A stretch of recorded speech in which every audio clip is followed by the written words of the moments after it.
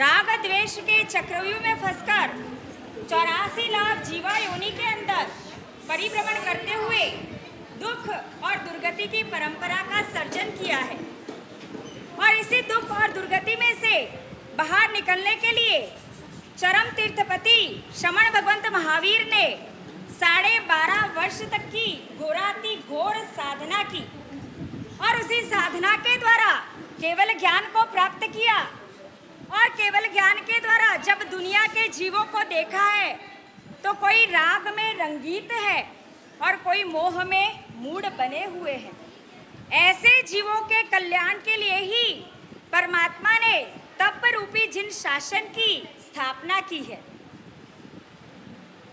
शिवगंज चातुर्मास के अंदर विराजमान गुण रत्न सुरेश्वर जी समुदाय के अपूर्व रत्न मार साहब आदि ठाणा को मेरा कोटि कोटि वंदन है। मेरी गुरुवरिया परम पूज्य साध्वी श्री वैभव शिला श्री जी महाराज साहब के जिनका आज जन्म दिवस भी है। देखिए कोइंसिडेंटली कैसा दिन आया और हमें ये प्रस्तुति करने का अवसर मिला है। ये दिन जो चल रहे हैं नौपत जी के, ये शाश्वता दिन, तप के दिन, कर्म खपावे चीकना भाव मंगल तप जान। चिकने कर्मों को खपाने के लिए एक आइम्बिल करने से क्या लाभ मिलता है? नरक के 1000 वर्ष करोड़ के पाप कट जाते हैं और एक उपवास करने से नरक के 10,000 करोड़ वर्ष के पाप कट जाते हैं। और इसीलिए इस तप को सुदर्शन चक्र कहा गया है, जो कर्म रूपी शत्रु का क्या करता है? संहार करता है। अंतगढ़ सूत्र और आचारांग सूत्र के अंदर वर्धमान आइम्बिल तप का बड़ा ही महत्व बताया गया है। इसे कल्प वृक्ष की उपमा दी गई है। वर्धमान आइम्बिल तप यानी क्या? बढ़ते रहना, जिसके अंदर हम स्टेप बाय स्टेप क्या करते हैं? बढ़ते रहते हैं। बढ़ते रहना, जिसके अंदर 14 वर्ष 3 माह और 20 दिन में ये तप पूरा होता है। इस कल्प वृक्ष की 100 ओली रूपी शाखाएं हैं, 5050 आइम्बिल और 100 उपवास रूपी फूल है। और फल क्या हो सकता है बताइए आप सभी? फल क्या होगा इसका? बताइए। मोक्ष, मोक्ष रूपी फल। ये मोक्ष रूपी फल को प्राप्त करने के लिए ही इस तप को अपने जीवन में आराधना करनी है। जगत चंद्र सुरेश्वर जी महाराज साहब ने इतने आइम्बिल किए अपने जीवन के अंदर कि उन्हें तपा की पदवी मिली। किसने दी? महाराणा प्रताप जी ने उन्हें तपा की पदवी दी। श्रीपाल महाराजा को हर साल हम 2 साल में 2 बार सुनते हैं, उनका कोढ़ रोग चला गया। इसीलिए इस आइम्बिल तप को अमृत क्रिया कहा गया है। और इसी आइम्बिल तप के इतिहास में एक नाम इतना उजागर है जिससे हम सभी क्या है? बिल्कुल अज्ञात है। और इसी की प्रस्तुति करने जा रहे हैं। और ये प्रस्तुति आपको बड़ा ही आनंद होगा ये जानकर कि ये प्रस्तुति प्रथम प्रस्तुति है। आज तक कहीं पर भी ऐसा हुआ नहीं है। और ये पुण्यशाली हमारे सिगवंज के ही भाई बहनों और बच्चों के द्वारा ये प्रस्तुति की जाएगी। और देवगुरु की कृपा से हमें इस शास्त्र आधारित श्री चंद्र केवली चरित्रम में से इसे नाटिका के रूप में प्रस्तुत करने का मुझे सौभाग्य प्राप्त हुआ। तो ये श्री चंद्र केवली, इन्होंने, कोई भी तपस्वी होता है तो वो तप करने के लिए उसे क्या करना पड़ता है? जीव के स्वाद को जीतना पड़ता है, स्वाद को छोड़ना पड़ता है। आम्बिल करने वाला खाली क्या ध्यान रखेगा कि मुझे केवल अपना पेट भरना है, किसी तरह की कोई स्वाद की उसकी आशा जिज्ञासा कभी नहीं होती है। ये तप अष्ट सिद्धियों को, नव निधियों को और अपनी मनोकामनाओं को पूर्ण करने वाला आइम्बिल तप, इस तप को कर्ममल नाश के लिए कतक फल की उपमा दी गई है। जब तक आइंबिल तप चला तब तक दारिका की भी क्या हुई है, रक्षा हुई है। इसलिए तप करने वाला निकट भव मोक्षगामी कहा जाता है। जैसे जैसे अपने जीवन में तप बढ़ता जाता है वैसे वैसे अपना संसार क्या होता जाता है, कटता जाता है। और इसीलिए इस तप की अनुमोदना के लिए, आइंबिल तप की अनुमोदना के लिए हम यह प्रस्तुति करने जा रहे हैं। सभी इन कलाकारों का उत्साह बढ़ाने के लिए आपका आशीर्वाद और आपकी कोशिश इनके साथ रहे। बोलो बोलो आदेश्वर भगवान की जय। बोलो बोलो श्री नीति सुरेश्वर गुरुदेव की जय। बोलो बोलो श्री गुणरत्न श्री गुरुदेव की जय। बोलो बोलो श्री वर्धमान आइंबिल तप धर्म की जय। वितराग प्रभु ने 4 प्रकार के धर्म बताए हैं। इस अवसर पीढ़ी में श्रेयांश कुमार से दान धर्म प्रचलित हुआ। सीता आदि सतिया संकट आने पर भी शील धर्म में मक्कम रही। भाव धर्म तो सभी धर्म के साथ हो तो ही सारे धर्म सार्थक है। आदि प्रभु ने 400 उपवास किए। हमारे शासन प्रति प्रभु वीर ने 12.5 वर्ष तक घोराति घोर तप किया। सुंदरी ने 60,000 वर्ष यानी कितने बोलो, 60,000 इंटू 360 = 1,26,00,000 आइंबिल किए। आयुष्य बड़े होते थे। धन्ना अड़गार ने आजीवन छटके पारने आइंबिल, वो भी कैसा, मक्खी न बैठे वैसा। हिमांशु दादा ने सहसा वन के उद्धार के लिए आजीवन आइंबिल किए और आइंबिल के संग निकाले। पूज्य हंस कीर्ति श्री जी महाराज साहेब ने 375 ओली की। पूज्य राज तिलक सुरेश्वर जी महाराज साहेब ने 300 ओली की। पूज्य धर्म रक्षित सुरेश्वर जी महाराज साहेब ने आजीवन यानी कि 12,000 आइंबिल किए। पूज्य धर्म रक्षित सुरेश्वर जी महाराज साहेब के शिष्य पूज्य हेम वल्लभ सुरेश्वर जी महाराज साहेब ने आजीवन आइंबिल कर रहे हैं। पूज्य जगत शेखर सुरेश्वर जी महाराज साहेब की निश्रा में मीठा रसोड़ा ही नहीं होता। नीति सुरेश्वर जी समुदाय के वर्तमान गच्छाधिपति पूज्य आचार्य भगवंत श्री ललित प्रभा सुरेश्वर जी महाराज साहेब को 1008 अट्ठम चालू है। पूज्य मंगल प्रभा सुरेश्वर जी महाराज साहेब उग्र तपस्वी थे। आशाबेन मुलुंड जवेर रोड आइंबिल में एक दत्ती और उसमें करियाटा डालकर आइंबिल करते हैं। और भी कई ऐसे छुपे रत्न हैं, उन सभी को भाव से मेरा नमन। प्रभु वीर ने श्रेणिक महाराजा को बताया, वही श्री चंद्र केवली चरित्र गुरु गौतम ने चेड़ा राजा को सुनाया। श्री चंद्र महाराजा वर्धमान तप के प्रभाव से किस प्रकार उत्तम सुख और अंत में मोक्ष सुख पाए, चलो देखते हैं। यह चरित्र सुनकर चेड़ा राजा ने तो वर्धमान तप चालू कर दिया था। आज हम सब महाराज साहेब के तप धर्म की अनुमोदना के लिए यह नाटिका प्रस्तुत करने जा रहे हैं, ताकि हम भी वर्धमान तप में खूब आगे बढ़े। इसी आशा के साथ अब हम सब कुशस्थल चलते हैं और देखते हैं वहाँ क्या दृश्य हो रहा है।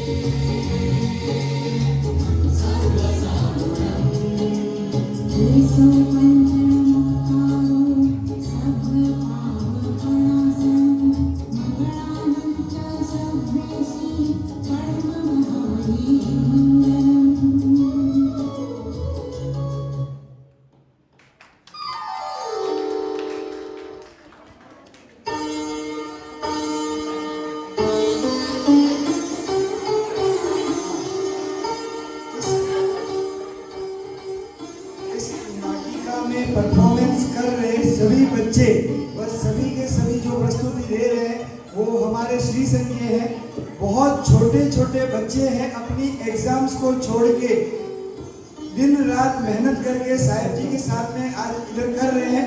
छोटे छोटे बच्चे हैं, कदाच उनसे कोई गलती भी हो सकती है। अपने बच्चों को समझ के, अपने बच्चे समझ के उनको बस खाली माफ कीजिएगा। इसी के साथ में अब हम कुशस्थल नगरी की तरफ बढ़ रहे हैं। 824 तक अमर रहने वाले इतिहास को उजागर करने वाला वर्धमान आइंबिल तप का एक स्वर्णिम चरित्र शास्त्र आधारित श्री चंद्र केवली स्टेज प्रोग्राम। श्री चंद्र केवली, श्री चंद्र केवली,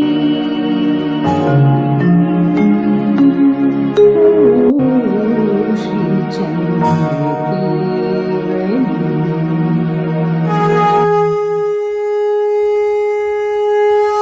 अथ श्री श्री चंद्र केवली की कथा, अथ श्री श्री चंद्र केवली की कथा।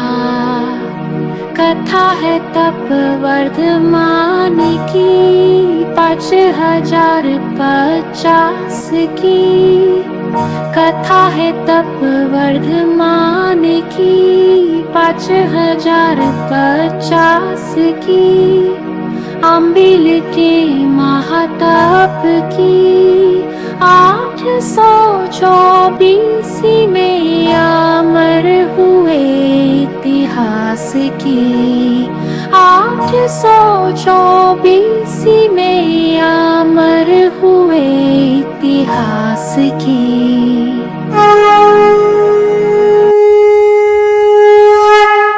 अघ्नान तिमिरान्धना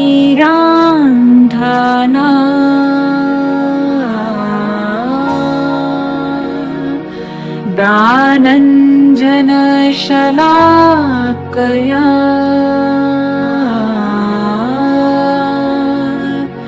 नेत्रमुन्मीलितं येन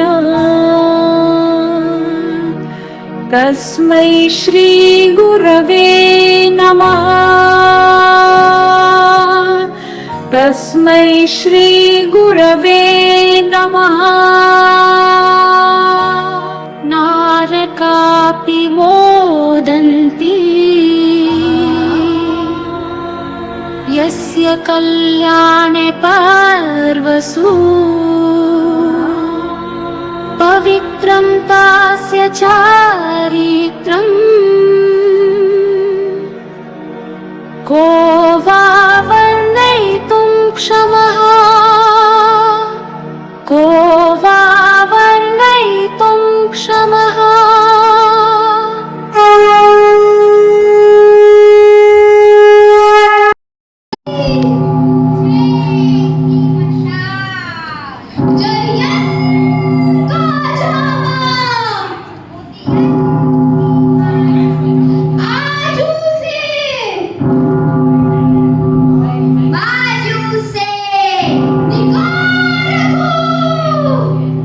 निगाह रखो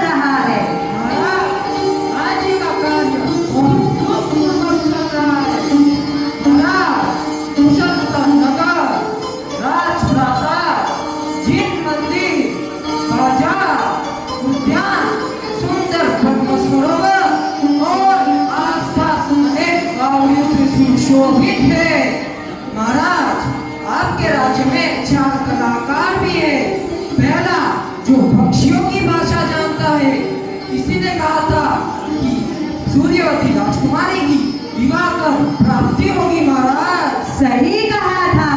दूसरा मन की बात जानता है, किसी ने कहा था तो राजकुमारी आपको अवश्य प्राप्त होगी महाराज। बराबर है। तीसरा स्त्री पुरुष के लक्षण जानता है, किसी ने कहा था सूर्यवती रानी सुलक्षणा है, पट्ट रानी पद के योग्य है। इसके 2 पुत्र होंगे जो पितृकुल एवं मातृकुल को विश्व में प्रसिद्ध करेंगे महाराज। हाँ। चौथा रथ भ्रमण की कला जानने में प्रवीण है, जिसने कई युद्ध जिताए और इसलिए आपका राज्य शत्रु संकटों से निर्भय है महाराज। तुम्हारी बात बिल्कुल सही है मंत्रीश्वर। मंत्रीश्वर, इन चारों कलाकारों का उचित सम्मान किया जाए। जी महाराज। राजकुमारों, राज्य की कार्य व्यवस्था तो सुचारू रूप से चल रही है ना? जी महाराज, बहुत अच्छी चल रही है। आपके अधिकार में 10 लाख नगर है जो सुरक्षित है महाराज। वाह वाह विजय। महाराज, आपकी सेना में 1 करोड़ शूरवीर सैनिक है। बहुत अच्छा। अब पराजय। महाराज, हमारी सेना में 10 लाख घोड़े हैं, हजारों रथ एवं ऊंट हैं। वाह वाह बहुत अच्छा। जयंत कर। महाराज, हमारी सेना में 10 लाख हाथी है, जिसमें प्रमुख यशोधवल है, जो हमें युद्ध जिताने में कुशल है महाराज। अद्भुत। महाराज, आपके हजारों गुप्तचर राज्य में राज्य सुरक्षा के लिए घूमते रहते हैं और प्रजा निर्भय है। और आपके परम प्रताप से राज्य एवं प्रजा सुख चैन में है महाराज। महाराज, आपके धर्म में जीवन से ही प्रजा एवं राज्य में धन संपत्ति की वृद्धि हो रही है और आपका निर्मल यश चारों तरफ फैल रहा है महाराज। मंत्रीश्वर, आप सभी की कार्य कुशलता से मैं बहुत प्रसन्न और निश्चिंत हूँ।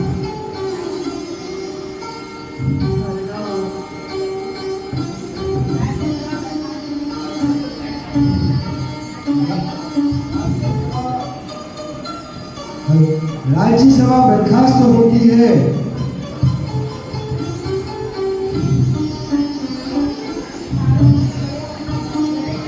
चारों पुत्र बड़े होने पर अपने राज्य के लिए झगड़ रहे हैं। मैं सबसे बड़ा भाई हूँ, तो राजा बनने का अधिकार मेरा ही होना चाहिए। बड़े हुए तो क्या हुआ, राज्य चलाना कोई खेल नहीं है, बुद्धिमान भी होना चाहिए। और तुम तीनों तो ध्रुव में पीछे थे, पर मैं तो बोला था, पिताजी भी मुझसे ही राय देते हैं, तो राजा तो मैं बनूंगा। अरे तुम दोनों तो रहने ही दो। धनुर्विद्या में तो मैं ही पारंगत हूँ। यहाँ तो युद्ध करना पड़ता है, और युद्ध में तो मैं ही एक्सपर्ट हूँ। राय देने से क्या, तुम चुप रहो। राजा तो मैं ही बनूंगा, देख लेना। अरे तुम तीनों जरा बस करो। राजा बनने के लिए कुछ पर्सनालिटी भी तो होनी चाहिए कि नहीं? क्यों भाइयों, मैंने सही कहा ना? मैं तुम तीनों में से ज्यादा सुंदर हूँ। सभी मेरी रूप की बहुत तारीफ करते हैं और कहे भी क्यों ना, मैं हूँ ही इतना लाजवाब। इसलिए राजा तो मैं ही बनूंगा। तुम देख लेना। इस तरह झगड़ने से कुछ नहीं होगा। सुना है कुशल में विद्वान ज्योतिष का आगमन हुआ है, उन्हें ही बुला लेते हैं। हाँ, बुला लो ज्योतिष महाराज को। सिपाहियों, जी राजकुमार, वो ज्योतिष वाला को बुला लाओ। जी राजकुमार, अभी बुला लाते हैं। ज्योतिषी का आगमन।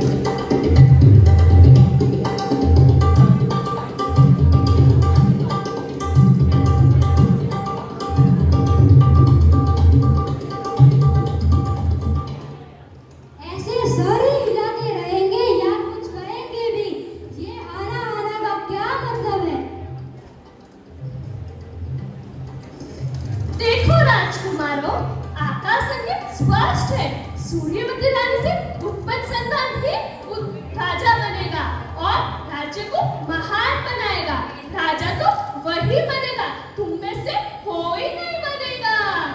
ये तुम क्या कह रहे हो? हम चार बड़े भाई बैठे रहेंगे और उसका तो अभी जन्म भी नहीं हुआ, तो वो राजा कैसे बन सकता है? हम उसमें जन्म होते ही खत्म कर देंगे और तुम्हारी भविष्यवाणी को झूठा साबित कर देंगे। कांटे रहेंगे ही नहीं तो चुभेंगे कैसे? ना रहेगा बात और ना ही बजेगी बांसुरी। ठीक है, तुम भी देख लेना, मेरी भविष्यवाणी कभी झूठी नहीं होती। हाँ हाँ, तुम भी देख लेना। रानी की सखी सेंदरी ये सभी बातें पीछे से गुप्त में सुन रही है। अब देखते हैं आने वाले दृश्य में क्या होता है। अच्छा हुआ मैंने इन चारों की बातें गुप्त रूप से सुन ली। अभी जाके महारानी जी को सावधान करती हूँ।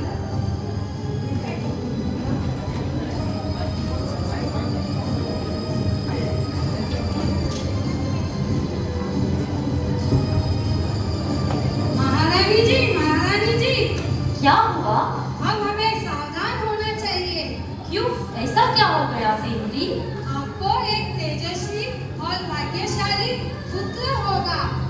आपका पुत्र ही राजा बनेगा।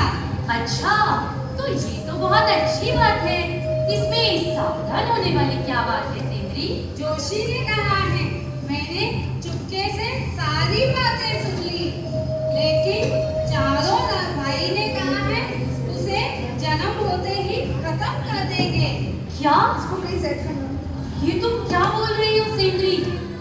अभी तो उसका जन्म भी नहीं हुआ। मुझे तो बहुत डर लग रहा है।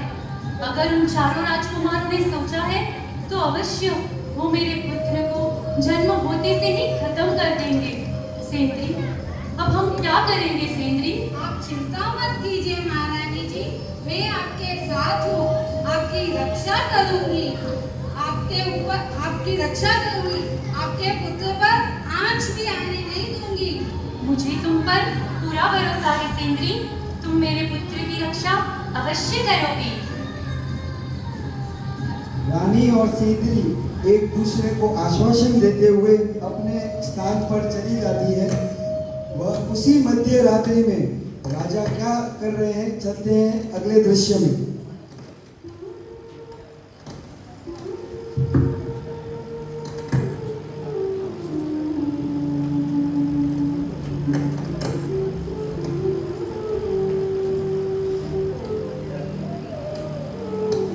प्रणाम महाराजा। पधारो देवानुप्रिय, आसन ग्रहण कीजिए। मध्य रात्रि में कैसे आना हुआ? सब कुशल मंगल तो है ना? जी महाराज, सब कुशल मंगल है। आज मध्य रात्रि में मैंने 4 मनोहर स्वप्न देखे महाराजा। स्वप्न? कैसे स्वप्न महारानी जी? जरा विस्तार से बताएं। महाराजा, मैंने प्रथम स्वप्न में देखा आकाश के मध्य भाग में रहा हुआ पूर्णचंद्र अपने स्थान से खिसक गया और वह पुनः अपने स्थान पे आ गया महाराज। वाह वाह महारानी जी। और द्वितीय स्वप्न में? और द्वितीय स्वप्न में महाराज, मैंने देखा कि मेरे हाथ में किसी ने विकसित कमल रखा जो कि मुरझा गया, पर देवी के स्पर्श से वह पुनः खिल गया महाराज। बहुत अच्छा महारानी जी। और तृतीय स्वप्न में? तीसरे स्वप्न में महाराज, मैंने देखा कि एक उज्जवल जैन मंदिर बरसात के कारण काला हो गया। मैंने उसे अपने रत्न के स्पर्श से पुनः उज्जवल बना दिया महाराज। अद्भुत महारानी जी। और चौथे स्वप्न में? और चौथे स्वप्न में महाराज, मैंने देखा कि किसी ने मेरे सर के ऊपर बंद छत्र रखा। वह अपने आप ही खुल गया महाराज। ऐसे 4 मनोहर स्वप्न देख के मेरी खुशी का तो कोई पार ही नहीं है महाराज। मैं अति प्रसन्न हूँ महाराज। बहुत अच्छा।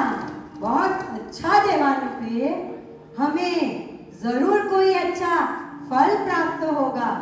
मैं कल सुबह ही स्वप्न पाठकों को बुलाकर स्वप्न फल पूछता हूँ। यह सब सुनकर तो मुझे भी बहुत खुशी हो रही है।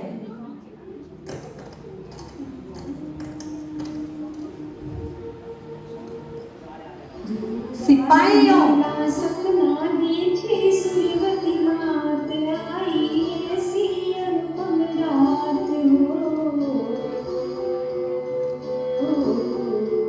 खुशी की है बात हो, चलेंगे राज दुलारे प्यारे राजकुमार नाचे गाए झूमी आज हो, खुशी की है बात हो।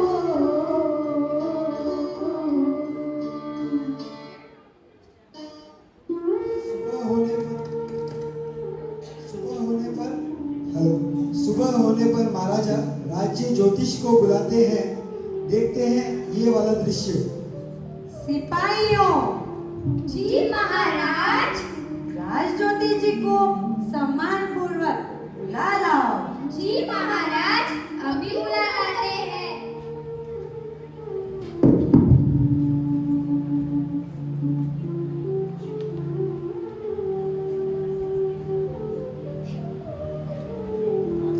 प्रणाम महाराज, बताइए कैसे याद किया आपने? पधारिए राज ज्योतिष जी, आसन ग्रहण कीजिए। जी महाराज। राज ज्योतिष जी, मध्य रात्रि में महारानी जी ने अद्भुत स्वप्न देखे। जरा आप इसका फल विस्तार से बताएं। सूर्यवती रानी ने जो स्वप्न देखे हैं वे बड़े ही उत्तम स्वप्न देखे हैं, और मैं अभी जोश देखकर विचार कर बताता हूँ महाराज।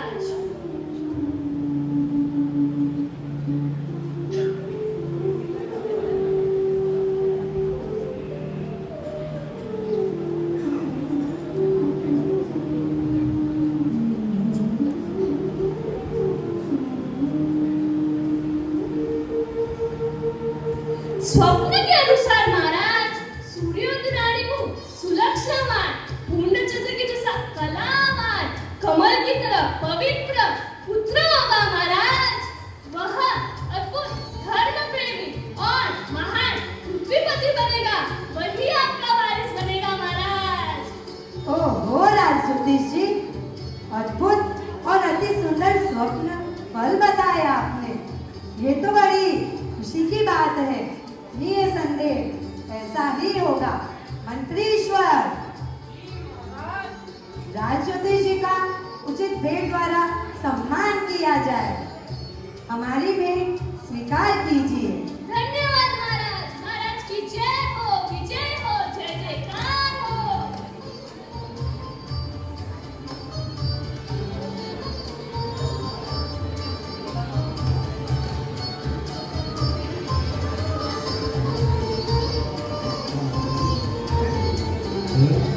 राजा रानी पुत्र की खुशी में विशेष रूप से सुपात्र दान करते हैं, कत्लखाने बंद करवाते हैं, कैदियों को मुक्त करते हैं, प्रतिदान एवं कर माफ करते हैं। सभी जगह तोरण व मंदिर जी में सुगंधी जल पुष्प से परमात्मा की महापूजा करवाई जाती है। उत्सव करते हैं, खुशियाँ मनाते हैं। सूर्यवती रानी भी धर्म ध्यान करते हुए गर्भ का पालन करती है। एक बार सूर्यवती रानी को चंद्रपान का दोहद हुआ। वह दोहद राजा और बुद्धिमान मंत्री ने पूर्ण किया। महाराजा, दोहद पूर्ण होने से मुझे अति प्रसन्नता हो रही है महाराज। महारानी जी, दोहद के अनुसार हम पुत्र का नाम श्री चंद्र रखेंगे। देखिए महारानी जी, मैंने तो श्री चंद्र के नाम की हीरे जड़ित अंगूठी भी बनवा ली है। वाह, अति सुंदर महाराज।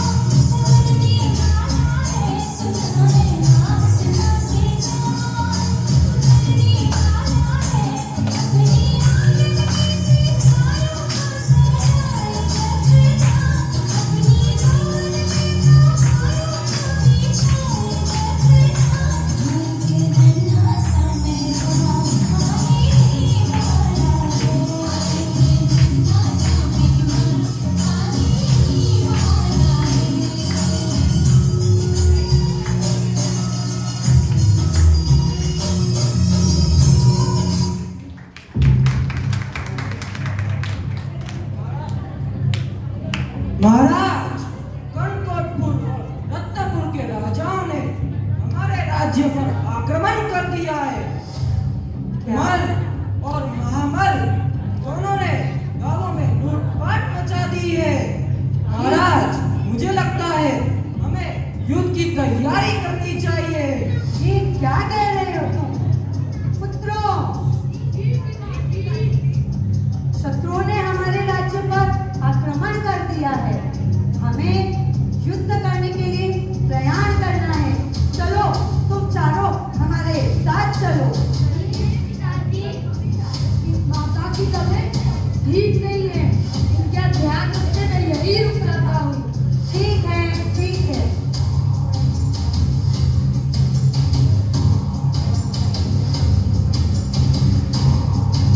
जय राजकुमार जय बहाना बनाकर महल में ही रुक जाता है।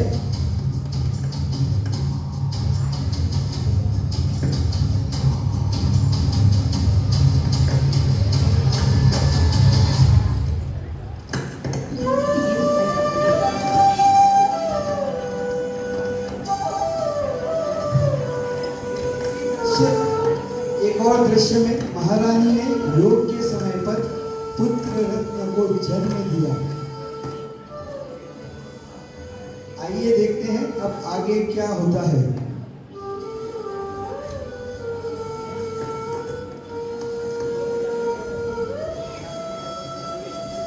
पुत्र रत्न की बधाई हो महारानी जी। लेकिन कुछ समय के लिए हमें श्री चंद्र को छिपाना पड़ेगा, क्योंकि यहाँ इसकी जान को खतरा है। तुम सही कह रही हो सेंद्री, पर तुमने मेरे लाल की सुरक्षा के लिए व्यवस्था तो बराबर की है ना? जी महारानी जी। हे मेरे लाल, मेरे पुत्र, मैं तुझे खुद से कैसे जुदा करूं? कैसे जुदा करूं मैं तुझे? पर मुझे यह करना होगा। पर मुझे यह करना होगा। ये वस्त्र, ये अलंकार मैं स्वयं तुझे पहनाती हूँ। पुत्र, ये तेरे नाम की अंगूठी, ये मैं तुझे खुद पहनाती हूँ। पुत्र, खुद पहनाती हूँ। खूब प्यार कर लो महारानी जी, पता नहीं वापस कब मिलना होगा। सही है। चिंता मत करो महारानी जी। ये लो मालन जी, मैं मेरे पुत्र को आपकी फूलों की टोकरी में रख रही हूँ। आप इसे संभालना। आप चिंता मत कीजिए महारानी जी, आप चिंता मत कीजिए।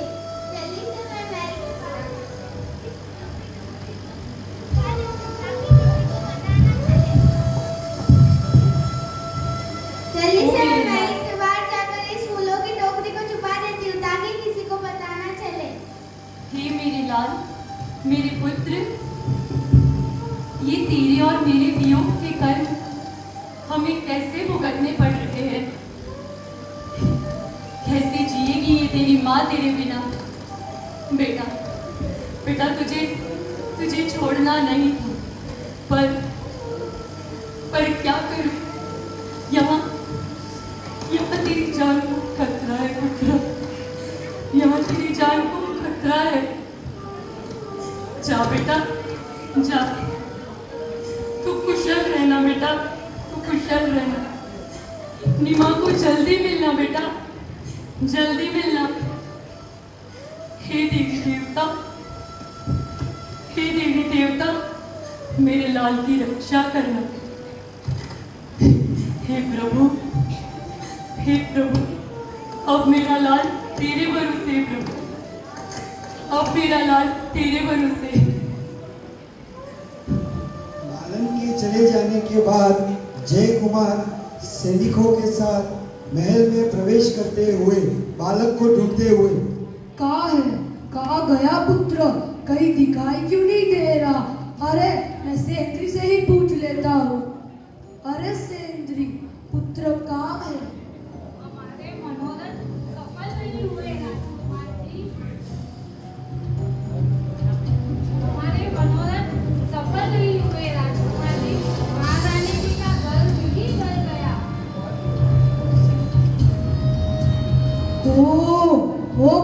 विधाता ये तूने क्या किया?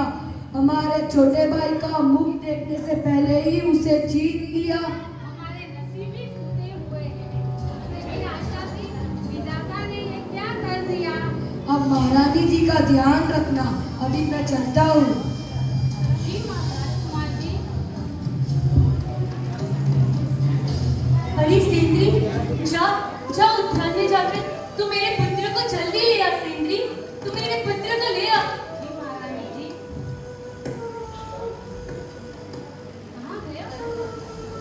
यहीं तो रखा था। कहाँ गया बाबा? अब मैं महारानी जी को क्या बताऊंगी? कहाँ गया? कहाँ गया? अरे सेंद्री, तू आ गई? कहाँ है मेरा पुत्र? कहाँ है? कहाँ है मेरा पुत्र? मैंने चारों ओर ढूंढा महारानी जी। उद्यान में कहीं नहीं मिला बालक। ये तू क्या बोल रही है सेंद्री? जा तू एक बार उद्यान में फिर से देख के जा, मेरे पुत्र को ले आ सेंद्री। लगता है कोई उसे ले गया है महारानी जी। ये कैसे हो सकता है सेंद्री? तूने कहा था कि तू मेरे पुत्र की रक्षा करेगी सेंद्री। तूने कहा था, तो अब कहाँ है मेरा पुत्र? कहाँ है मेरा पुत्र? मैंने तेरे ऊपर भरोसा किया था सेंद्री। तू मेरे पुत्र को वापस ले आ सेंद्री।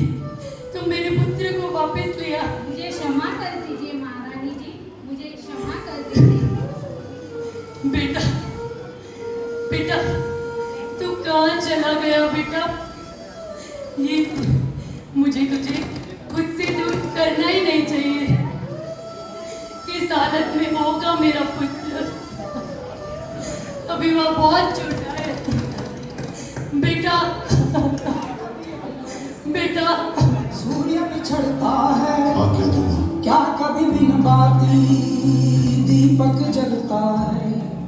कैसी है अनहोनी नाराज हुई ना, छोड़ गया जो तू कैसे जिएंगे हम। तू ही किनारा, तू ही सहारा, तू जग सारा, तू ही हमारा सूरज, तू ही तारा।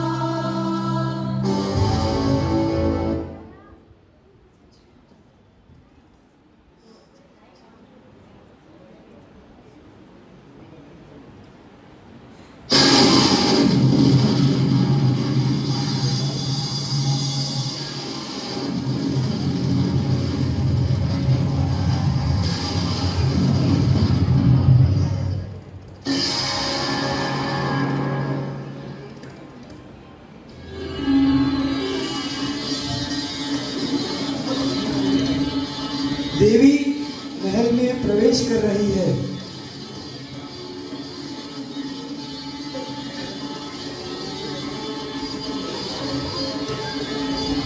हे वत्स,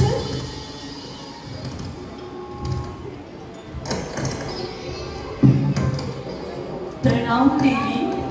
हे वत्स, तू शोक न कर। तेरा पुत्र श्री चंद्र कुशल पूर्वक है। यहाँ महल में उसके प्राणों को संकट में जानकर मैंने ही उसे सुरक्षित स्थान पर रखा है, क्योंकि उसने पूर्व भव में वर्धमान आइंबिल तप की आराधना की थी, जिससे उसका पुण्य बलवान है, तो देवता भी उसकी सेवा में हाजिर है। मैं उसे आज भी नहीं आने दूंगी। तू चिंता ना कर पुत्री, चिंता ना कर। कुछ वर्षों के बाद वह एक बड़े लश्कर के साथ तुझे अवश्य मिलेगा। हे देवी, यह सब बताकर तो आपने मेरा दुख बहुत कम कर दिया है। प्रणाम देवी। तथास्तु। देवी अपने स्थान पर फिर से चली जाती है।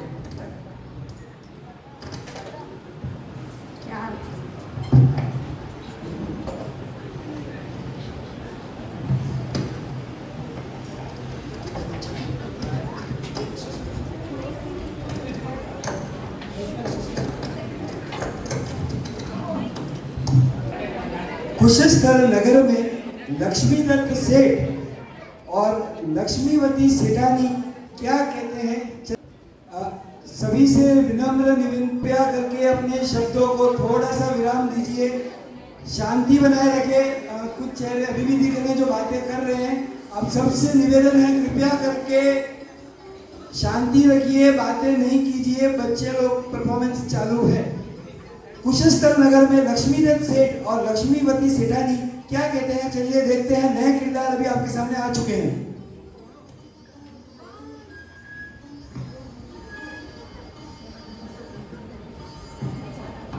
भगवान का दिया हुआ सब कुछ है हमारे पास सेठानी जी, किसी चीज की कोई कमी नहीं है, केवल एक पुत्र की ही कमी है, धन की भी कोई कमी नहीं है। प्रभु तू हमारी ये आशा कब पूरी करेगा? जिनेश्वर पर श्रद्धा रखिए सेठ जी, सब कुछ ठीक हो जाएगा, सब कुछ ठीक हो जाएगा। तुम ठीक कहती हो सेठानी जी। मैं प्रभु पूजा के लिए बगीचे से फूल तोड़ के लाता हूँ। जी सेठ जी।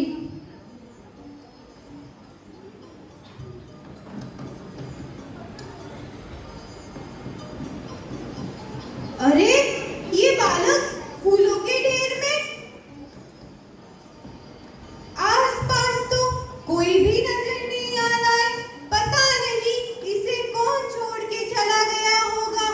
अकेला अनाथ है ये, क्या करूं? कोई जानवर पंछी खा गया तो? कितना सुंदर बालक है। एक काम करता हूँ, इसे मैं अपने साथ घर ले चलता हूँ।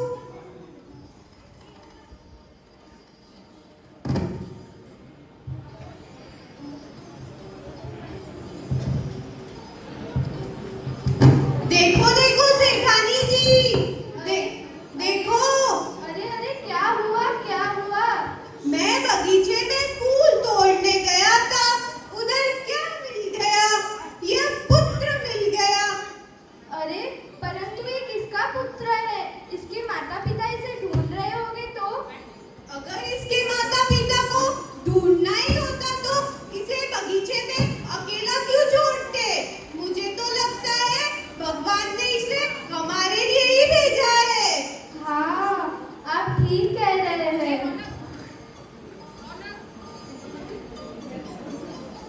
देखो सेठ जी, मैंने कहा था ना, भगवान पर भरोसा रखिए। हाँ, तुम ठीक कह रही हो। चंदा है तू, मेरा सूरज है तू, ओ मेरी आँखों का तारा है तू, सूरज है तू। अरे ये क्या सेठ जी, इसके अंगुल में तो अंगूठी है और उसमें श्री चंद्र लिखा हुआ है। बताओ बताओ। अरे हाँ, यह बालक हमारे जीवन का प्रकाश बनेगा। क्यों ना इसका नाम हम श्री चंद्र ही रखते हैं। श्री चंद्र। वाह, कितना सुंदर नाम है, श्री चंद्र। देखो सेठानी जी, भगवान ने हमारी सुन ली।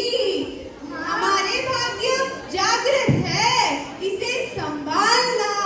जी सेठ जी, आप जरा भी चिंता ना करें, मैं इसे अपनी जान से भी ज्यादा संभाल कर रखूंगी। श्री चंद्र इतना भाग्यशाली था कि सेठ के यहाँ लाड प्यार से पलने लगा। सेठ ने घोषणा पूर्वक जन्मोत्सव किया। हमारा श्री चंद्र इतना भाग्यशाली है कि इसके पुण्य से हम भी अब्जोपति बन गए हैं।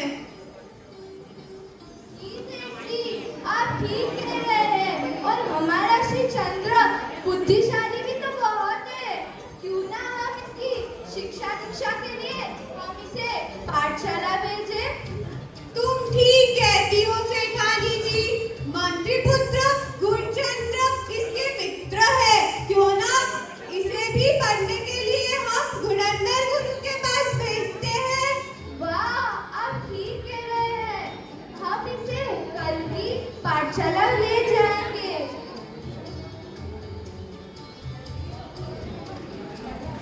जैसा कि आप सभी को पता है, श्री चंद्र बड़ा हो चुका है और सेठ और सेठानी ने श्री चंद्र को पाठशाला में भेज दिया है और अब पाठशाला में गुरुजी पधार रहे हैं।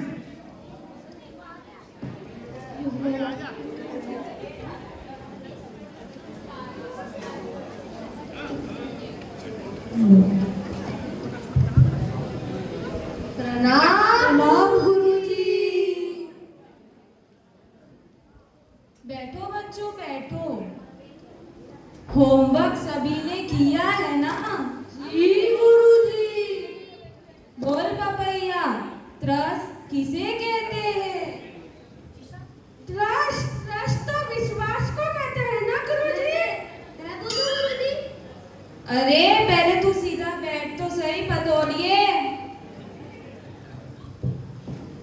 बोल पपैया। ट्रस्ट तो विश्वास को कहते हैं ना गुरुजी? अरे मैं ट्रस्ट नहीं त्रस के बारे में पूछ रही हूँ। बैठ जा चुपचाप। मैं बताऊं गुरुजी? बताओ श्री चंद्रा। अपनी इच्छा से जो चल फिर सके उसे ट्रस्ट कहते हैं। बिल्कुल सही जवाब श्री चंद्र। बोल बचिया, नवकार का न बोलने से क्या फल मिलता है? गुरुजी, मैंने कल रात को मतलब बुजी ज्यादा खाई थी, इसलिए वो मुझे दूध पसंद है, इसलिए मैं वो होमवर्क करना भूल गया। सॉरी गुरुजी, मैं बेटे बन गया। अरे ये कैसा जवाब है? बैठ जा चुपचाप। मैं बताऊं गुरुजी? बताओ श्री चंद्र। कार का एक अक्षर बोलने से 7 सागरों के पाप धुल जाते हैं। बिल्कुल सही जवाब श्री चंद्र। ढोकला, पापड़, खिचिया। बताओ, होमवर्क किया है ना? तो 5 खंड के नाम बताओ। गुरुजी मैं बताऊं? खंड, खंड, जान खंड। अरे ये क्या तमाशा है? बैठ जा चुपचाप। मैं बताऊं गुरुजी? बताओ श्री चंद्र। 5 भरत, 5 ऐरावत, 5 महाविद्य। बिल्कुल सही जवाब श्री चंद्र। खरबूजा, बताओ, रात्रि भोजन करने में क्या पाप है? गुरुजी मैं रात को नहीं खाता, रात को खाने से बुरे सपने आते हैं। अरे बैठ जा चुपचाप। मैं बताऊं गुरुजी? बताओ श्री चंद्र। रात्रि भोजन नरक का प्रथम द्वार है। जलेबी, बिल्कुल सही जवाब श्री चंद्र। जलेबी, नरक की वेदना के बारे में बताओ। की वेदना ये कौन है गुरुजी? कल तो मैं घर छोड़ के जा रहा था, दादाजी ने कहा कि मम्मी ने गर्मा गर्म जलेबी बनाई है, तो जलेबी ज्यादा खा ली इसलिए होमवर्क नहीं किया। बैठ जा चुपचाप। मैं बताऊं गुरुजी? बताओ। नरक में परमाधामी राक्षस होते हैं जो हमें भुजिया की तरह तलते हैं और काटते हैं और कपड़ों की तरह निचोड़ते हैं। बिल्कुल सही जवाब। बोल बतौड़िए, एक इंद्रिय से पंचेंद्रिय के नाम बताओ। एक इंद्रिय मैं, इंद्रिय मेरे मम्मी पापा, इंद्रिय ऑटो रिक्शा, इंद्रिय गाय और पंचेंद्रिय सूंड वाला हाथी। अरे ये क्या तमाशा है? बैठ जा चुपचाप। मैं बताऊं गुरुजी? बताओ। एक इंद्रिय पेड़, बे इंद्रिय लाट, ते इंद्रिय चींटी, चौ इंद्रिय मच्छर और पंचेंद्रिय मैं। शाबाश श्री चंद्र, तुम्हारे सारे जवाब सही है। तो चलो कल सब होमवर्क बराबर करके आना। मैं तुम्हें वर्धमान तप की महिमा के बारे में सुनाता हूँ। सुनो, वर्धमान आंबिल तप करने से निकाचित कर्मों की, निर्जरा की, इच्छित वस्तु की, महान सुखों की प्राप्ति होती है, अद्भुत रूप की प्राप्ति होती है और ये अत्यंत दुष्कर विरल लोग ही पूरा कर सकता है। गुरुजी ये तप कैसे किया जाता है? ये तप करने के लिए 1 उपवास 1 आंबिल, 2 आंबिल 1 उपवास, 3 आंबिल 1 उपवास, 4 आंबिल 1 उपवास, 5 आंबिल 1 उपवास और अंत में 100 आंबिल और 1 उपवास करके पूरा किया जाता है। चंद्र, मुझे ये तप करने की इच्छा हो रही है। मुझे ऐसा लगता है ये मैंने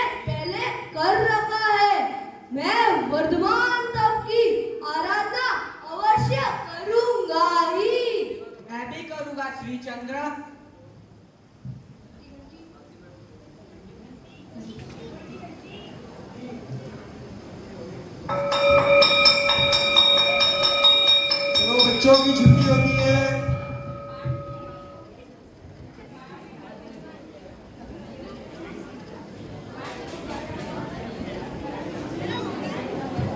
पार्ट 2 राजा प्रताप सिंह युद्ध जीतकर आए हैं। चलिए आगे का दृश्य देखते हैं।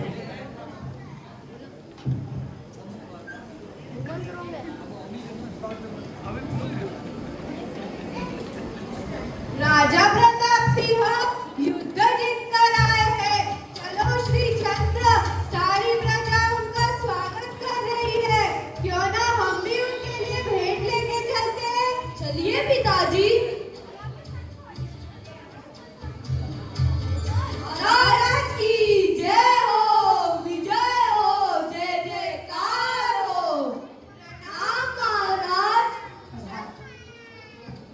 कुशस्थल नगर में आपका स्वागत है।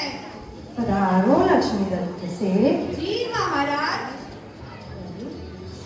ये युवान कौन है?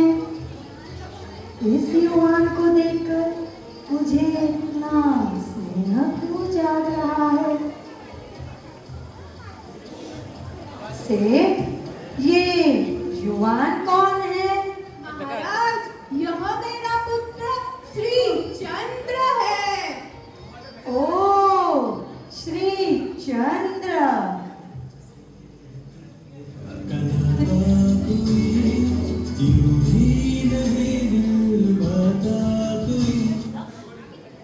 कितना प्यारा नाम है, श्री चंद्र।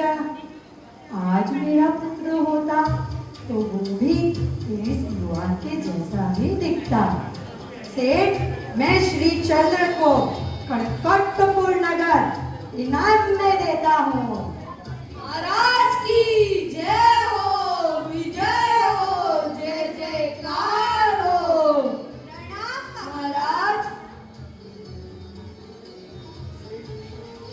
सेठ जी ने गुणेंद्र गुरु को अपने घर सम्मान पूर्वक बुलाया। चलिए देखते हैं आगे का दृश्य।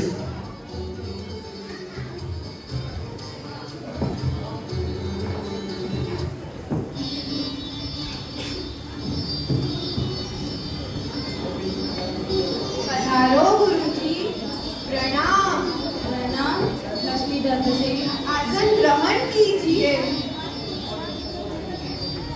लक्ष्मी दत्त सेठ, श्री चंद्र ने अल्पकाल में ही सारा ज्ञान प्राप्त कर लिया है, जैसे कर्मवाद, धार्मिक ज्ञान, अश्व परीक्षा, समुद्रिक शास्त्र, ज्योतिष, चंद, अलंकार, राधावेद, रथ चलाना इत्यादि अल्पकाल में ही सभी कला में श्री चंद्र निपुण बना है।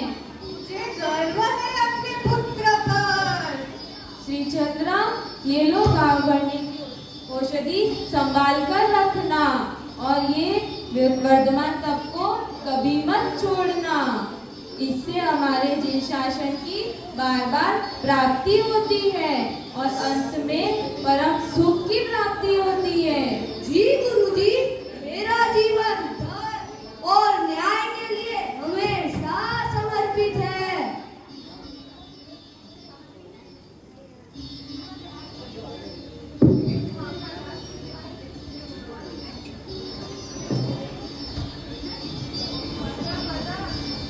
गुणेंद्र गुरु का लक्ष्मी दत्त सेठ ने बड़ा ही सम्मान किया।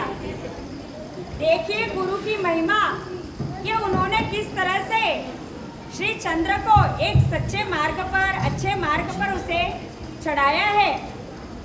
यहाँ पर श्री चंद्र की शिक्षा दीक्षा पूर्ण होने के बाद में गुणेंद्र गुरु अपने नगर की ओर प्रयाण करते हैं और सेठ ने 8 करोड़पति कन्याओं के साथ में श्री चंद्र का विवाह करवाया है।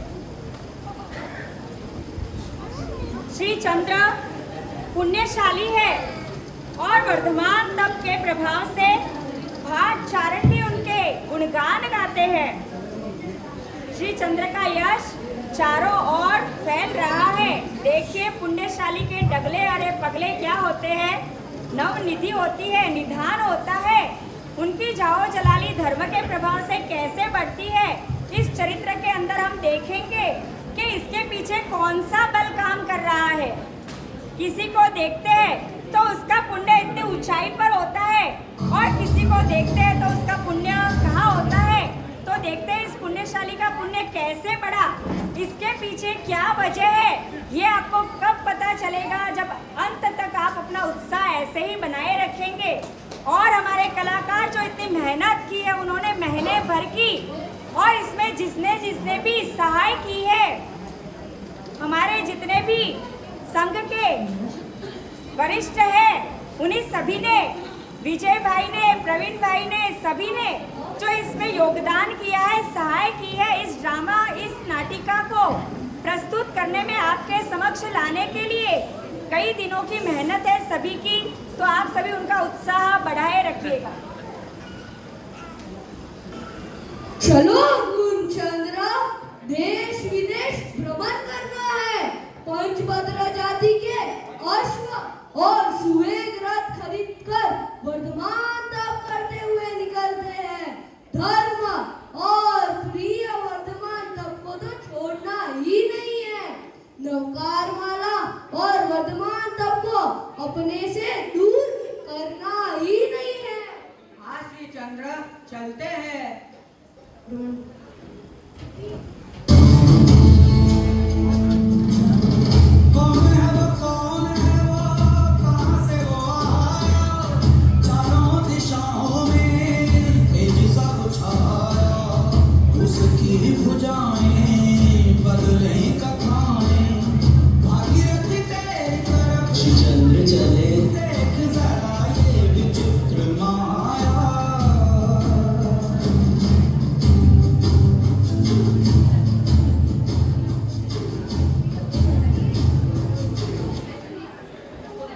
भ्रमण करते हुए वर्धमान तप के प्रभाव से 1600 राजकन्याओं के पिता ने 1600 कन्याओं के राजपिता ने सामने से श्री चंद्र के साथ शादी करवाई। किसी ने स्वयंवर में किसी को राधा वेश से प्राप्त किया, किसी को राज्य, रिद्धि, सिद्धि, सामृद्धि, औषधि, पारसमणि, खजाना, यश, राक्षस, हाथी को भी वश में किया। जहां गुरु मिले तो उनको नमस्कार महामंत्र का ध्यान करते हुए 12 व्रतधारी श्रावक का धर्म स्वीकारा। कई जगह पर दानशालाएं, पाठशालाएं, प्याऊ, मठ आदि, मंदिर, उपाश्रय आदि बनवाए। श्री चंद्र 32 लक्षणों से युक्त हुए।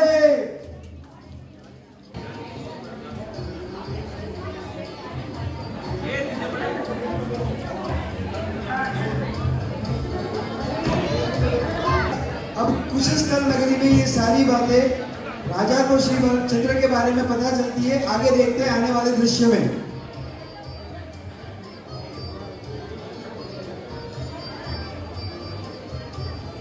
इस नाटिका के अंदर किस तरह से डायवर्जन आता है, क्या परिवर्तन आता है। सिपाहियों, लक्ष्मी दत्त सेठ को सम्मान पूर्वक बुला लाओ। लाते हैं।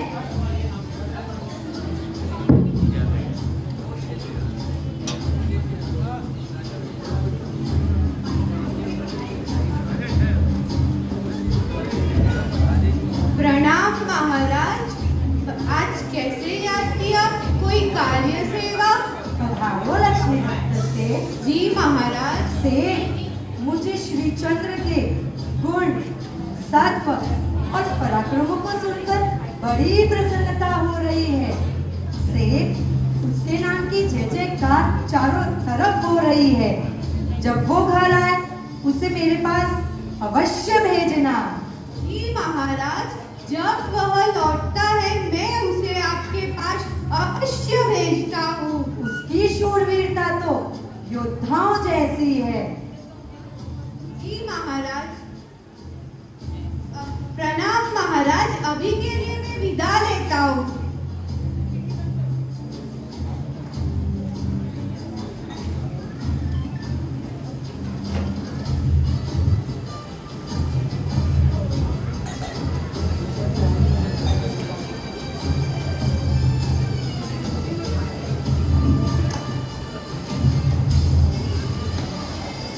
प्रणाम महाराजा।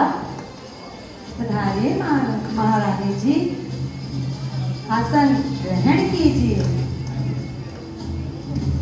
से आना हुआ महाराजा, यहाँ कुशस्थल में ज्ञानी गुरु भगवंत पधारे हैं, तो क्यों न हम उनके वंदन करने चले। अवश्य महारानी जी, चलिए।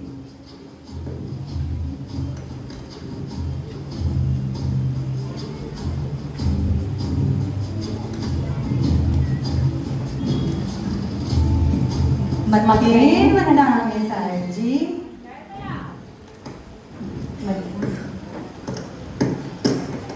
Chami, Kamashana, and Leo Chami, Cecilia, and family. Chami, Kamashana, and Leo Ichkar, Surai, Sukata Sharira, Nirababa, Sukha Sanjana Jaka, Rojoji, Swami Shanta Chesi, Parvana Lavi Suji, Chavana Sandisa Baban, Abutyomi, Abinta, Rayam, Kamio, Icham Kami Rayam, Chankinchi, Abatyam, Parvatyam, Mati. पाणी विनय व्यावच्छे आलावे सलावे उच्चासने समासने अंतर्भाषाए उभयभाषाए जंकिंची मध्य विनय परिलीनम सुहुमं वा वैरं वा दुःखे जानः अहं न जानामि तस्मिच्छामि दुःखरम् इच्छामि क्षमाशुनो तन्दियों जामे जय सिद्धियाय मत्तेन वन्दामि सुख शांतमे हो साहिब जी।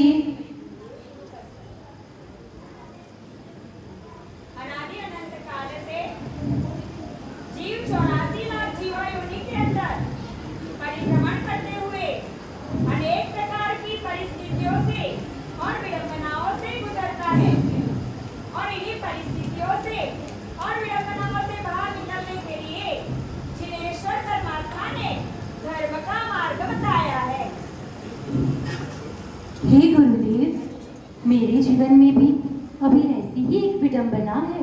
कैसी विडंबना महारानी जी?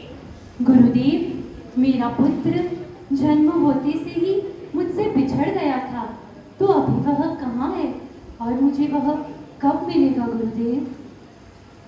महाराजा प्रताप सिंह और महारानी सूर्यवती, आपका वो पुण्यशाली पुत्र, आपके ही कुशस्थल में रहने वाले श्रेष्ठी लक्ष्मी दत्त का पुत्र श्री चंद्र। अरे सुना आपने? लक्ष्मी दत्त सेन का पुत्र ही हमारा श्री चंद्र है। तो चलो ना, हम अभी उसे मिलने चलते हैं। जरूर महारानी। महाराजा, अभी वो आपका पुत्र देशांतर गया हुआ है। वो आपको 1 वर्ष की अवधि में अवश्य ही पूरे लश्कर के साथ में प्राप्त होगा। जी गुरुदेव, मत्तेन वन्दामि। सुना आप सभी ने, श्री चंद्र हमारा ही खोया हुआ पुत्र है। आज तो हमारी खुशी का कोई पार ही नहीं है।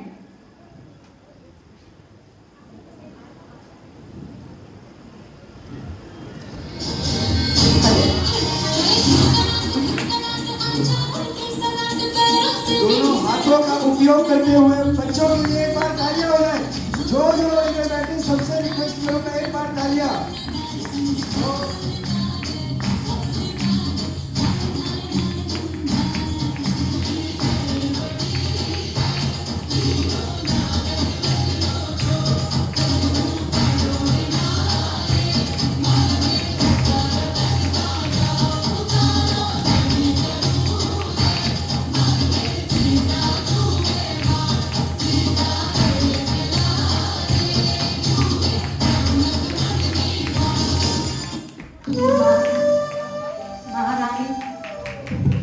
महारानी जी, मैं तो जानता ही था वह रत्न है, रत्न। उसके जैसा पुत्र तो भाग्य से ही प्राप्त होता है। जी महाराज, मुझे भी अब उससे मिलने का उसी घड़ी का इंतजार रहेगा महाराज।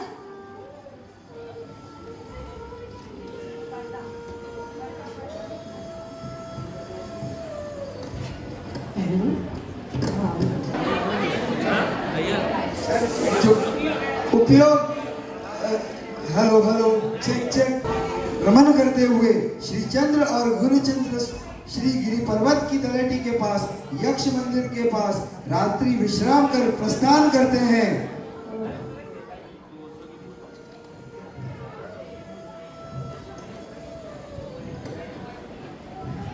दूर से कोई स्त्री आती हुई नजर आ रही है और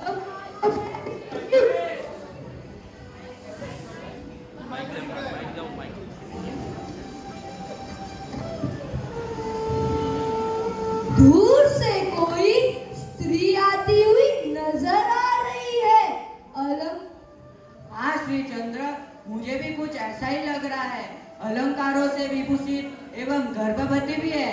अरे ये तो महारानी सूर्यवती है। प्रणाम माता जी।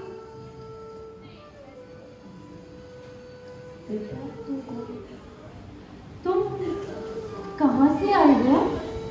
लगता है परमात्मा ने इन्हें मेरी सहायता के लिए ही भेजा होगा। पुत्र, तुम कहाँ से आए हो? मैं अभी बहुत संकट में हूँ। ऐसा क्या संकट महारानी जी? अभी बताती हूँ। गर्भ के प्रभाव से मुझे खून की नदी में क्रीड़ा करने का दुहद उत्पन्न हुआ। बुद्धिमान मंत्रियों ने लाक्षारस की एक बावड़ी बनाई जिसमें मैं स्नान करने के लिए उतरी और जैसे ही उसमें से बाहर निकली तो मेरे वस्त्र लाख के रस से लाल यानी कि रक्त वर्ण के हो गए। आकाश में उड़ते हुए भारंड पक्षी ने मुझे मांस का पिंड समझकर उठा ले गया और यहाँ जंगल में लेके आ गया। जैसे ही उसे सच्चाई समझ आई कि मैं जीवंत हूँ तो मुझे यहीं छोड़कर चला गया। अकेली बेसहारा रो रही थी। जितने में ही सद्भाग्य से मुझे आप दोनों मिल गए हो। हे पुत्र, तुम कौन हो? तुम्हें देखकर मुझे इतना स्नेह क्यों हो रहा है पुत्र? मैं कौन हो? मैं श्री चंद्र कुशस्थल श्रेष्ठी पुत्र। क्या तुम श्री चंद्र हो? जी माता। ओ श्री चंद्र, देवी ने कहा था कि कुछ वर्षों बाद मेरा पुत्र मुझे अवश्य मिलेगा। आज 24 वर्ष के बाद मुझे तू मिला है पुत्र। हे श्री चंद्र, तुम और कोई नहीं, तुम मेरे ही पुत्र हो श्री चंद्र, तुम मेरे ही पुत्र हो। मैं ही तुम्हारी असली माता हूँ श्री चंद्र, मैं ही तुम्हारी असली माता हूँ। ये कैसे संभव हो सकता है? आज 24 वर्षों के बाद मैं तेरा दर्शन कर रही हूँ तो मेरी खुशी का तो कोई पार भी नहीं है। मैं बहुत प्रसन्न हूँ श्री चंद्र। हाँ श्री चंद्र, अब बीच में मैं कुशलस्थल गया था तो मुझे भी कुछ ऐसे ही समाचार मिले थे। ओ, तो अब मुझे ये सारी बात समझ में आई कि आप ही मेरे असली माता है। हाँ श्री चंद्र, जब से मुझे और तेरे पिता महाराज को पता चला है कि तुम ही हमारे खोए हुए पुत्र हो और तुम्हारे तत्व और पराक्रम को सुनकर मेरा मन तुमसे मिलने के लिए उतावला हो रहा था श्री चंद्र। तुम्हारे पिता ने तो चारों और तुम्हें ढूंढने के लिए सिपाही भी भिजवा दिए हैं। जब तक तुम ना मिलो तब तक मैंने घी और मिठाई का भी त्याग किया। ये दिन मैंने कैसे निकाले हैं श्री चंद्र? मुनि और देवी के कहे अनुसार मैं तो रोज दिन गिनती थी, कब मिलेगा मेरा श्री चंद्र, कब मिलेगा मेरा पुत्र। आज तो मेरा भाग्य खिला है श्री चंद्र, आज तो मेरा भाग्य खिला है।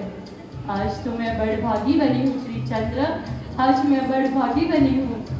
अब तेरी माता को छोड़ के कहीं मत जाना श्रीचंद्र, कहीं मत जाना। अपनी माँ को संभालना श्रीचंद्र। जी माता, यह सब हकीकत जानकर मुझे बड़ी प्रसन्नता हुई। अब मैं आपके चरणों को छोड़कर कहीं नहीं जाऊंगा। खुशियों का दिन आया है, छोड़ा वो आया है। खुशियों का दिन आया है, छोड़ा वो आया है। आज मुझे मेरी माँ ने बेटा कह के बुलाया है। खुशियों का दिन आया है।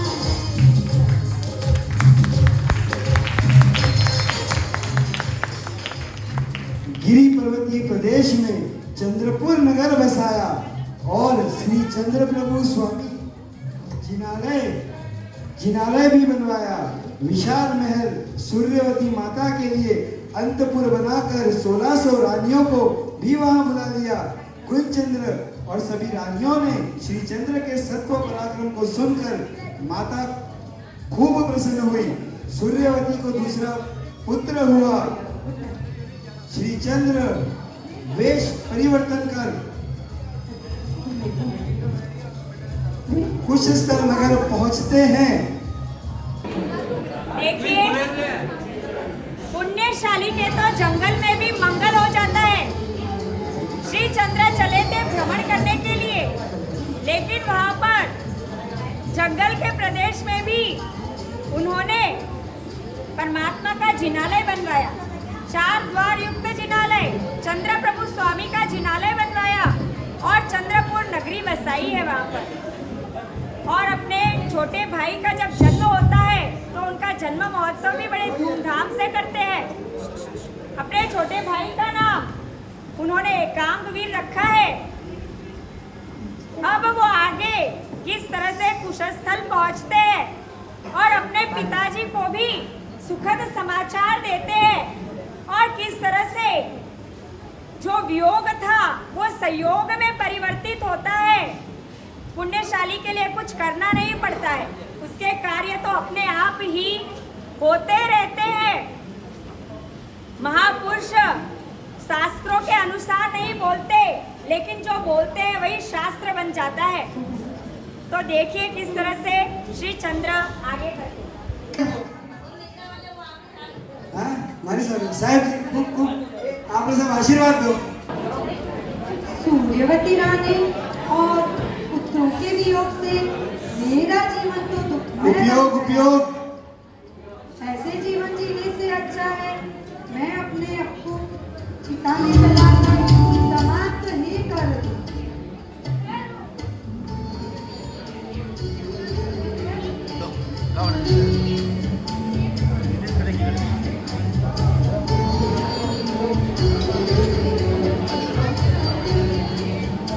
हेलो ठहरो महाराजा, मेरी बात सुनो।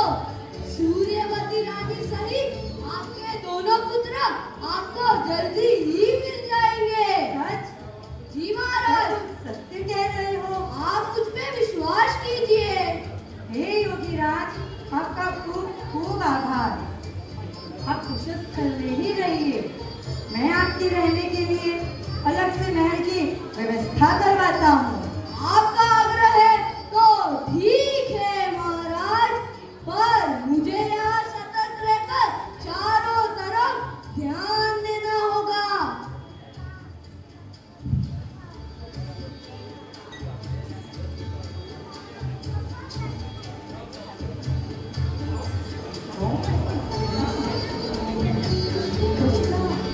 चारों राजकुमार प्रवेश करते हुए महल में। पिताजी जब तक जीवित है तब तक यह राज्य किसी को नहीं मिल सकता। आप सही कहते हो और इसीलिए मैंने रक्षागृह बनवाया है। पिताजी को रक्षागृह दिखाने के बहाने से लेकर जाएंगे और जलाकर खत्म कर देंगे। फिर तो इस राज्य पर हमारा ही अधिकार होगा। बिल्कुल सही कहा। चलो अब हम अपना कार्य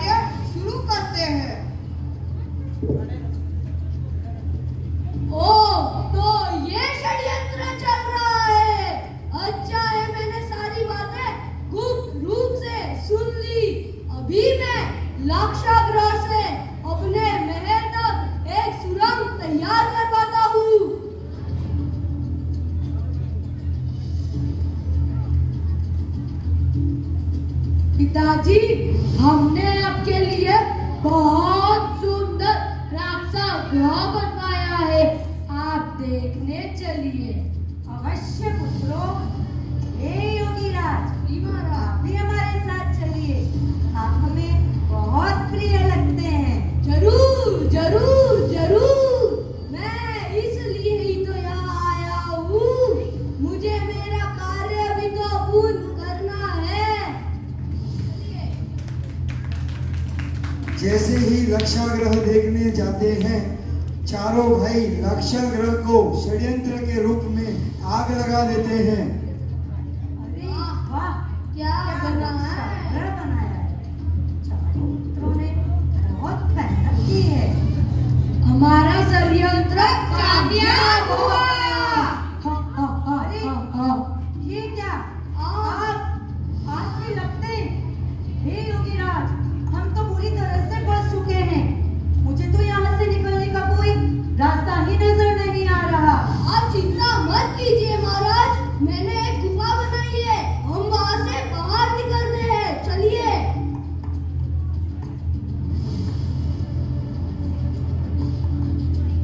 अब आप सुरक्षित हैं महाराज। मुझे इन चारों का षड्यंत्र पहले ही पता चल चुका था। उसी वक्त मैंने लाक्षागृह से अपने महल तक एक सुरंग तैयार करवा दी थी। हे योगीराज, मैं आपके उपकारों का बदला नहीं चुका सकता। आप मेरा आधा राज्य ग्रहण कीजिए। आपने मेरी 2 बार जान बचाई है। नहीं महाराज, अभी मेरा कार्य पूर्ण नहीं हुआ है। जब मेरा कार्य पूर्ण हो जाएगा तो आप मुझे जो देंगे मैं उसे स्वीकार कर लूंगा। सिपाहियों, महाराज, चारों राजकुमारों को कैद खाने में डालकर सख्त से सख्त सजा दी जाए। जी महाराज। महाराज, महाराजा श्री चंद्र के मंत्री द्वारा समाचार मिले हैं। चंद्रपुर में रानी सूर्यवती अपने पुत्र सहित कुशल पूर्वक है महाराज। ये तो बड़ी खुशी के समाचार है। और महाराज, जय कलश हाथी मदोमद हो गया है।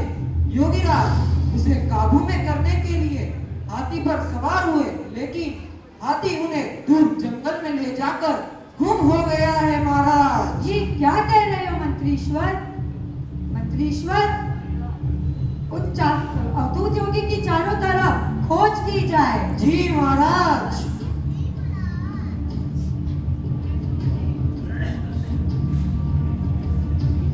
राजा के आदेश अनुसार सिपाहियों ने चारों तरफ योगीराज की खोज की, लेकिन उनका कहीं पता नहीं चला।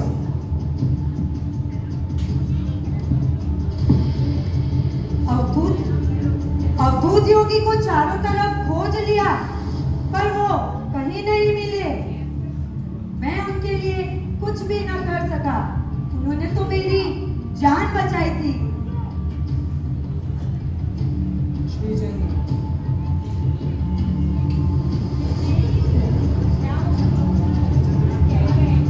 श्री चंद्र कितने राज्यों को, समृद्धियों को और सैन्य को प्राप्त करता हुआ फिर से चंद्रपुर नगर पहुंचता है। चलिए राजमाता, हमें पूरे परिवार सहित कुशस्थल की ओर प्रयाण करना है। ये तो बहुत खुशी की बात है श्री चंद्र, मुझे भी इस घड़ी का बेसब्री से इंतजार था। चलिए।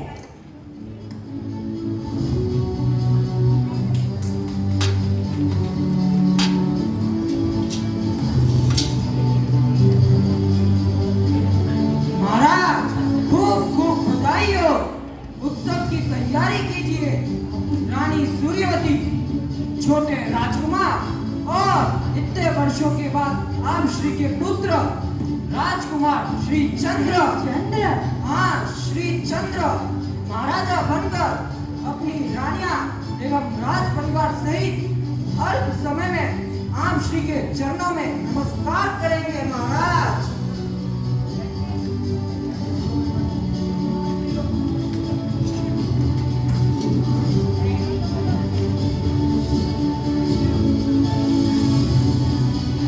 लक्ष्मी दत्त सेठ को सपरिवार बुला लाओ, आमंत्रण भेजो।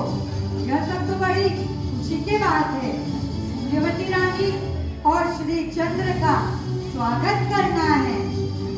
प्रणाम महाराजा। ओ महारानी, स्वागत है। ये देखो मेरे साथ कौन है? नाम पिताजी, ये सारी रिद्धि सिद्धि समृद्धि एवं अद्भुत वस्तुएं रत्न पारसमणि सुवेग रत्न आपके चरणों में समर्पित है। ये सब मुझे आपके आशीर्वाद से ही तो प्राप्त हुआ है। हमारा आशीर्वाद सदैव आपके साथ है। लेकिन मैं उस अवधूत योगी के लिए कुछ ना कर सका। आप चिंता मत कीजिए तात, आपके प्रताप से सब कुछ ठीक हो जाएगा। और वह अवधूत के वेश की बात है तो वो अवधूत के वेश में और कोई नहीं, मैं ही था। तात, मुझे ये सब करना जरूरी था। ओ पुत्र, मैं बहुत प्रसन्न हूँ। तुमने तो मेरा दुख और भ्रम दूर कर दिया। वाह पुत्र, वाह, तुम्हारा कोई जवाब नहीं। पिताजी, आप मेरे चारों भाइयों को भी क्षमा कर दीजिए, उनको भी कैद से मुक्त कर दीजिए। सिपाहियों, जी महाराज। चारों राजकुमारों को हाजिर किया जाए। जी महाराज। हमें क्षमा कर दीजिए पिताजी, हम अपने कार्य के लिए लज्जित हैं। आज श्री चंद्र की समृद्धि और गुणों को देखकर हमें अपने आप से घृणा हो रही है। हमें क्षमा कर दो श्री चंद्र, हमने तुम्हारी ईर्ष्या की। अब हम भी अपने जीवन को परिवर्तन करेंगे। ये सारा प्रभाव वर्धमान आमिर तप का ही है। अब हम भी वर्धमान आमिर तप को अवश्य करेंगे। कुशस्थल में श्री चंद्र का धूमधाम से स्वागत होगा और श्री चंद्र का शुभ घड़ी राज्याभिषेक होगा। मैं लक्ष्मी दत्त सेठ को नगर सेठ की पदवी देता हूँ। महाराज की जय हो। जय जय हो। अब ये राज्य धर्म, दया और दान से जगमगाएगा। मैं इस राज्य को धर्ममय बनाऊंगा, जहाँ प्रत्येक प्राणी सुखी हो और पूरे राज्य में अहिंसा का पालन हो। और मैं आडंबर सहित शत्रु से महातीर की यात्रा करूंगा भी और करवाऊंगा भी। श्री चंद्र की जय हो। जय जय हो। श्री चंद्र की जय हो।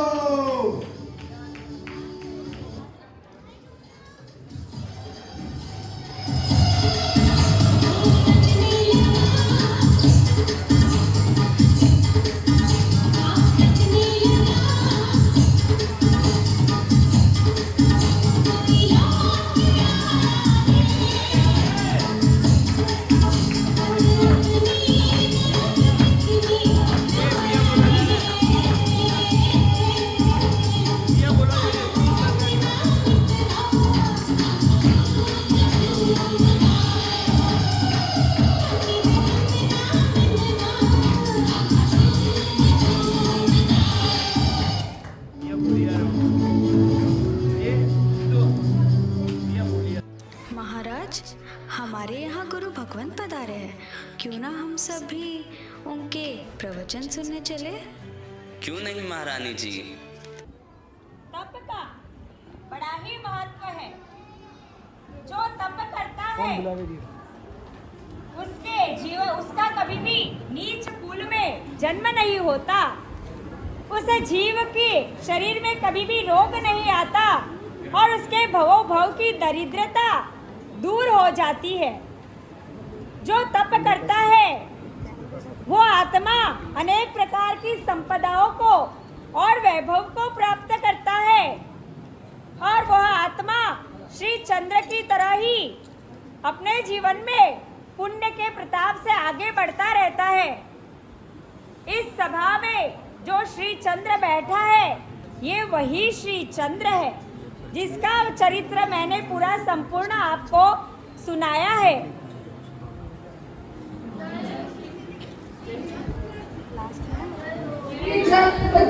जय हो, जय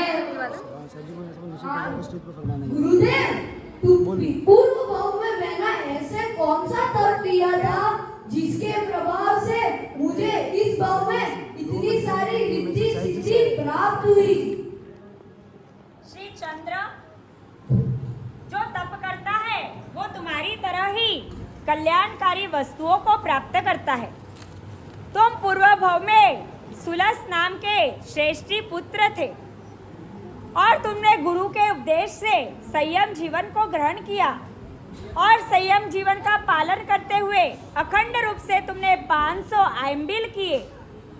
तुम्हारी पत्नी सुभद्रा, उसने भी संयम जीवन को ग्रहण किया और उसने अखंड रूप से 1000 आयम्बिल किए। इस तप के प्रभाव से तुम दोनों उच्च देवलोक में उत्पन्न हुए और वहां से तुम दूसरे भाव में चंदन श्रेष्ठी पुत्र बने और तुम्हारी पत्नी अशोक श्री बनी। और वहीं पर तुम्हें सुखपूर्वक जब तुम रहते थे और गुरु के उपदेश से अपने पूर्व भाव को जानकर तुमने इस चंदन के भाव में भी अपने कर्मक्षय के लिए वर्धमान आयम्बिल तप करना शुरू किया और इस व्रत की पूर्णाहुति करके तुमने इसका उद्यापन भी किया और तुम दोनों यहाँ से उच्च देवलोक में गए और वहाँ से तुम इस चौथे भाव में चंदन जो है श्री चंद्र बना है और तुम्हारी पत्नी अशोक श्री पट्टरानी चंद्रकला बनी है। धन्य है सुरेश्वर जी को, उन्होंने मुझ पर बहुत बड़ा उपकार किया है। देव गुरु धर्म और जिनशासन महान है, वर्धमान आयम्बिल तप भी महान है। तप धर्म की जय हो, तप धर्म की जय हो। अब उन्हें ये निश्वर विषय सुखों से वैराग्य हो गया है और इस राज्य सुख समृद्धि से कोई लगाव नहीं। पुत्र चंद्र का राज अभिषेक किया जाए और मैं आचार्य विषय सुरेश्वर जी के पास संयम जीवन ग्रहण करने जा रहा हूँ।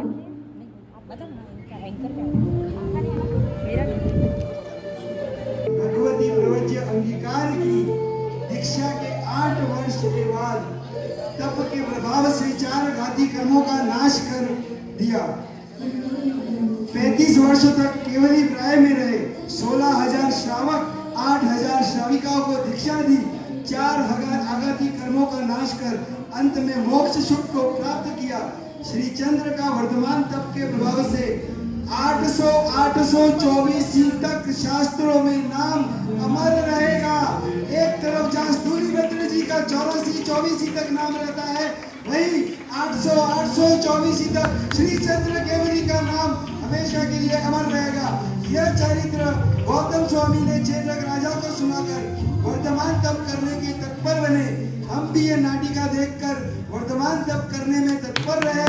यही भावना के साथ प्रभु की आज्ञा के विरुद्ध कुछ भी पेश किया गया हो तो पूरी की पूरी टीम, साहेब, मैनेजमेंट और सकल श्री संघ की तरफ से त्रिविध भावनाओं के साथ अंतर मिच्छामि दूढ़म सपना अगणित राजवियो बरेज राजपत्नी वाचना अडग भावी को धरेज राजपत्नी भावना आजे फूपणो चरे राजपत्नी याचना हे राजपत्नी याचना।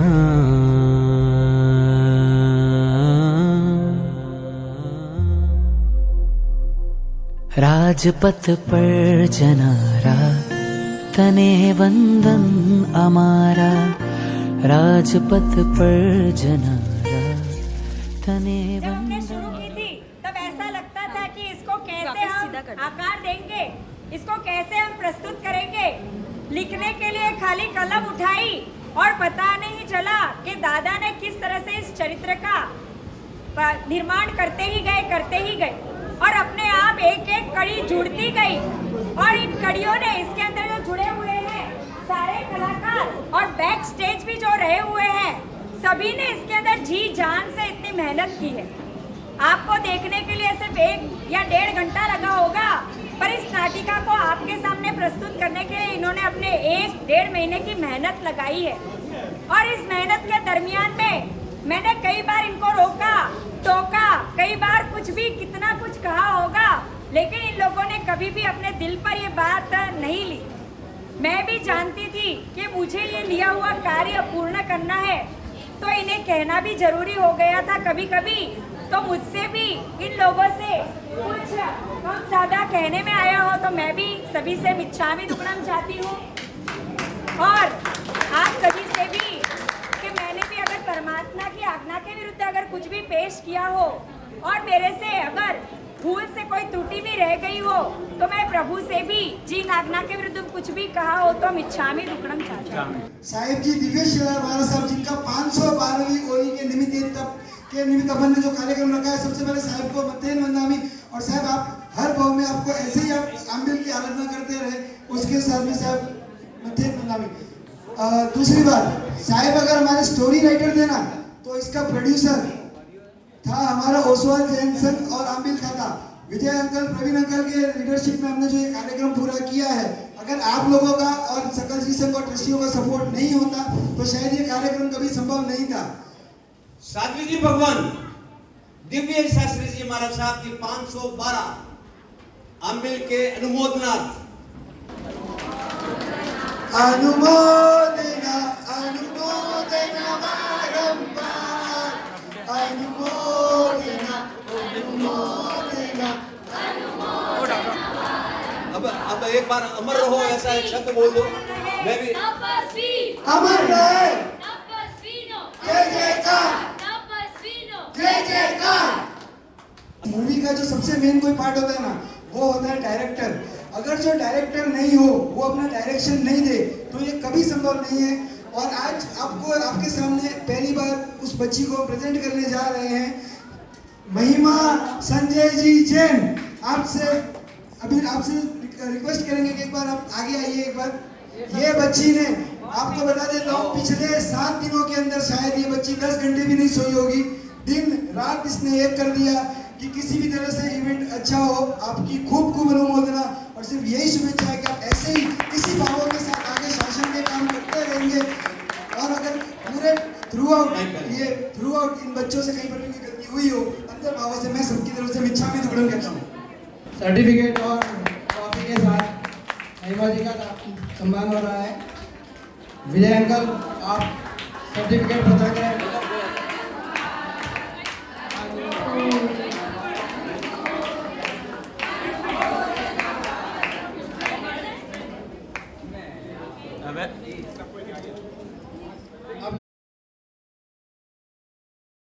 एक ही झंकारे के साथ, बार बार दिन ये आए, बार बार दिन ये गाए, तुम जियो हजारों साल साल के।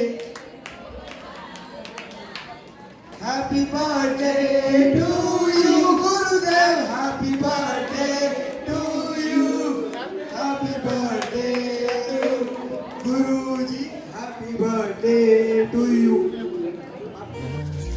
तने वंदन हमारा राजपथ पर जनारा, तने वंदन हमारा राजपथ पर जनारा, तने वंदन हमारा, तने वंदन हमारा, तने वंदन हमारा, त्यागे तू पाप 18। प्रयाण करना है। जी पिताजी। जी पिताजी।